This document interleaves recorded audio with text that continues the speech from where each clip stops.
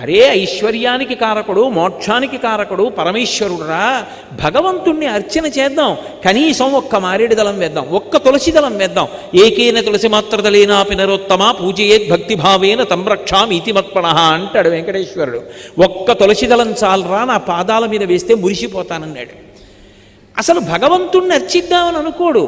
రాజీవలోచన పూజింపనొల్లక రాజదైవంబని భ్రమయువారు. విష్ణు సహస్రనామ స్తోత్రం వచ్చా అండి నోటికి అని అడిగారు అనుకోండి, 60 ఏళ్ళు వచ్చినా రాదు.